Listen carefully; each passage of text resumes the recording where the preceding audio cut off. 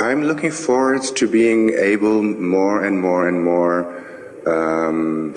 keeping my balance around contrast.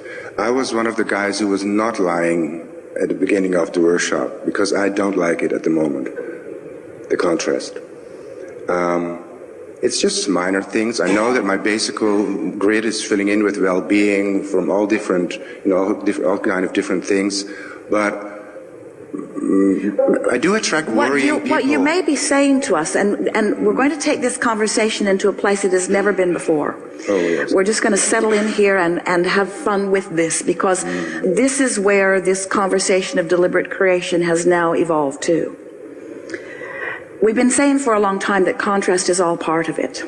And you all take it to mean that you have to put up with what is not wanted in order to understand what is wanted. But consider for a moment, just let this sentiment settle into you so that you can really feel it in the way that we mean it. What if the very contrast that you think you don't want is a gift of the vortex moving into your grid? What if it is the grid filling in with the next logical step, given the whole of who you are and what you want? Are you following? In other words, what if the contrast that you think you don't want is not something unwanted? You're not being tested by it. It's a piece of information. It's a piece of experience in order to help you formulate with greater clarity what you are wanting. And since you are expanding beings, since we are all eternal beings, then don't you think it's time for us to embrace the contrast? And in doing so, don't you think it's time to embrace your own worthiness and to stop condemning yourself when you stand in a place that you or someone else would deem not perfect? Don't you want to say, those beatings or that experience, that thing I thought that I did not want, was something attracted by the best part of me, not attracted by the worst part of me? That's the piece that we wanted to stick in here. Because you keep thinking that when contrast comes, that it's an indication of something that you have done wrong, when it never is. It's an indication of something else that you are doing right on your continuing path of eternal evolution, you see. And in the moment you embrace the contrast is a good thing, as part of the process, as clarifying, not frustrating, or as stimulating, not embarrassing, or as valuable, not off the track, as on the track, not off the track. I get that, but then if I get physical challenges because of it, then I'm thinking, hey, I am doing something wrong because I'm putting sticks in my wheel. Well, the physical challenges only mean, in other words, if the more it manifests, it just means you didn't catch the early indicators, and you needed the necessary contrast to get bigger in order to help you to come to a more determined statement. But I'm laughing about myself because I do see that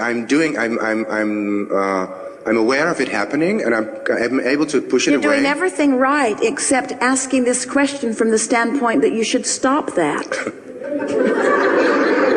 You see what we're getting at? Yeah, in other words, why not say, this is how my life works. This is how my life works, and it's working really well for me. And I wouldn't trade any of it because I'm having such a robust, frolicking good time in the process. Can you hear that? Can you feel that? Somebody convinced you along your physical trail that you are here and that you ought to be over there and that you should go directly there and you should do it now, and if you don't, there's something wrong with you. And that was a flawed premise. Because the actuality of it, what you knew from your broader non-physical perspective, is here you are, and blessed that is over there, and oh, is it ever going to be joyful on your way over there? Joyful, Abraham? What if I have to go through unwanted things? What if I have sadness? What if I have sickness? What if I experience unwanted things? That doesn't sound very much like deliberate creation. Sounds like focusing to us. And what if it is? Sounds like defining to us. Sounds like clarifying to us. Sounds like launching new rockets to us. Sounds like the reason that you came into this experience to us. You didn't say, I'll go, but I want to go into a feathered nest. Feather my nest and then I'll go. But I'll be bored, but I'll get over it. But Abraham, I know all that. We know you know. Yeah, but there's something you don't know. Let's figure out what it is.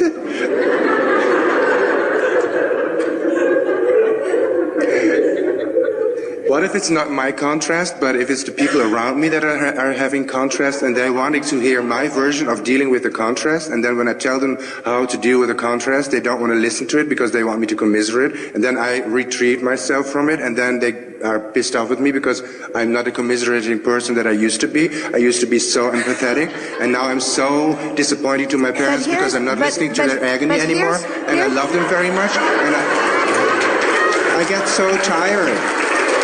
Everyone's relating. So here's our question to you. And then people think I'm cold, egoistical, an egoist, and I say, yeah, I am, and I'm enjoying it. See ya. Which is fine with colleagues or with people that are not my close friends. But you see, there's a very big piece of this that you're leaving out of your explanation. But you're going to give it to me. No? Yeah. And that really big piece that you're leaving out of it is that it bothers you when they are upset with you. How can I stop that? Therefore, you're not where you think you are. In other words, not commiserating with them is one thing. Commiserating about them after the fact is another thing. And that's what you're doing here. You're commiserating about them after the fact. In other words, you are bothered. And until you're not bothered by them being bothered, you haven't figured it out. True. That helped me figure it out. I am still bothered. I know I'm bothered, and I'm laying in my bed. I'm bothered. Well, what it really comes down to is when you're standing in a place where you are really in alignment, you don't mind their discord. I know. Because your alignment. I'm so not aligned then. But you see. And that pisses me off too. The reason that you're not aligned with their discord is because you're not aligned with your discord. The whole reason that it irritates you is because what they do takes you out of your alignment. True, yeah. And so this is what this whole last segment has been about, is making peace with wherever you are. Yeah. Stop the judgment on yourself. And in the moment that you stop the judgment about the rightness or the wrongness of where you are, then you'll be able to be more forgiving relative to where they are. And once you get that little piece into it, in other words, you'll actually look forward to a meaty conversation that will take you into another place of clarity. And you'll find yourself, you'll almost be saying, come on, bring it to me, give me your best punches, give me your best whatever you've got, because I'm standing here in this place of such alignment that you will not take me off my vibrational steadiness no matter what's going on with you. In other words, I'm going to be the one that dominates the vibration here, because I know these things. I know, first of all, that all is well, even that stuff that you think isn't. You're not going to take me away from my alignment because I'm not acknowledging that you're doing something wrong in your misalignment. And that's the piece. Okay. That's the piece. Ooh, I got that. Yes, you did. Because the teacher to the very core of your being, you see, you keep thinking that what your world is about, we are teachers too. You keep thinking that what your world is about is bringing everyone to a perfect place where there will no longer be any discord, or where there will never be any negative emotion, or where they will not voice their negative emotion to you. That if they're voicing their negative emotion to you, then it is symptomatic of what's wrong with them and therefore what's wrong with you. Right. But what about a teacher that is standing in a place of attracting those who are wanting the next and the next and the next and the next and the next? You have to make peace with their discord, but before you can make peace with their discord, you have to make peace with your discord. And that's what we've been talking about all day here today. It's not a wrong thing to feel negative emotion. Oh, I am so upset that I have sensors in my hands that tell me about this hot stove. As soon as I get away from this hot stove, and as soon as the skin grows back, I'm going to have asbestos pads sewn to the palm of my hands and to my side also, because never again is this hot stove going to bother me. And I'm also, to make it less painful, I'm going to inject some painkiller, some Novocaine or something into my hands so that this is not such an uncomfortable thing. Or we say, here's a really good idea, you could not touch a hot stove. Stove, I condemn you for your hotness.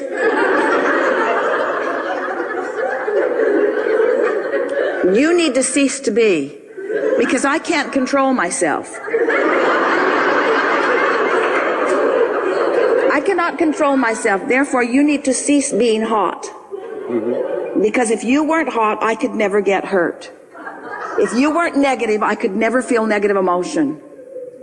But So- I can learn to keep my distance. I can benefit by the stove. I can benefit by the contrast that someone is living. I can understand that it's contrast that they are living, that they are bringing to me. I can bring them benefit by shining a brighter light on it.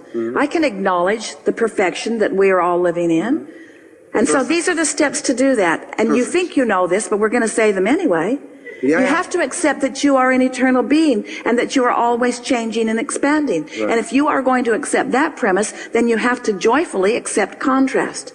And if you're joyfully accepting contrast, then you have to accept it from everyone around you as well, you see.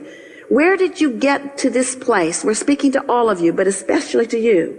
To this place of demanding such perfection from yourself. In other Because words, I have felt perfection from myself, and I want but to you see, keep on in what regard have you felt Every perfection regard. from yourself? physical well-being, financial well-being, meeting with people, casual encounters, Yes. We don't disagree with everything. any of this, but perfection means endedness, and you are not ever going to be done. Thank you. You're always reaching for something that is more. Therefore, you can't be perfect. You can't be done. You've got to reach for more, and so you do need contrast. And some of those buggers are bringing it to you, but you're condemning the fact that they're bringing it to you because you are demanding perfection. You have this flawed premise that says, I should always be perfect. Our response back to that is, you're not ever going to be. No. You're not ever going to be. There's always going to be more that you can be. So where comes the part in that I summoned too much energy so that I became sick last week? 2 days before this workshop, I was in bed with fever. I decided I'll just ignore it, I'll come anyway. Not wild horses could keep me from meeting with you. And here I am, and I feel fine. But so what is the part where I summoned too much energy? So I demanded too much perfection of myself. I didn't line up with the perfection of that. Or, you know what I mean? I'm sure you can read my question better than I can tell it in my poor English. There are 2, 3, 4, 5, 6, 7 flawed premises in that statement. It would take us longer than we have to unravel it also. Can you write them to me? We can give them to you here quickly. Okay, so, overwhelmment is the emotional state of being that you feel when you are summoning more energy than you're up to speed with. That's logical, isn't it? Yes. If you're summoning more than you are personally, vibrationally up to speed with, then you feel overwhelmed. When that overwhelmment causes you to focus your attention upon other factors or other people that you are then blaming for the overwhelmment, then it begins a momentum that equals sickness.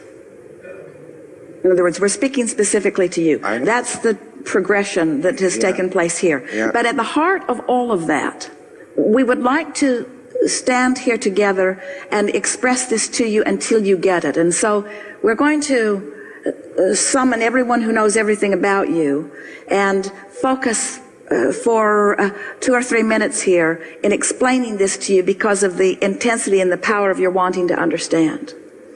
The most important thing that we want you to know, well, that felt good, didn't it? That's an important piece that you had not taken into consideration. You have not understood the clarity and the determination with which we focus upon you, you imperfect, sick person.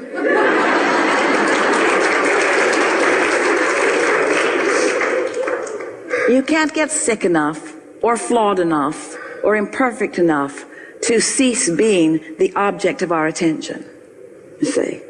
And that's what you wish for others, you see. And you cannot get us. You can argue with us. You are our favorite arguing friend.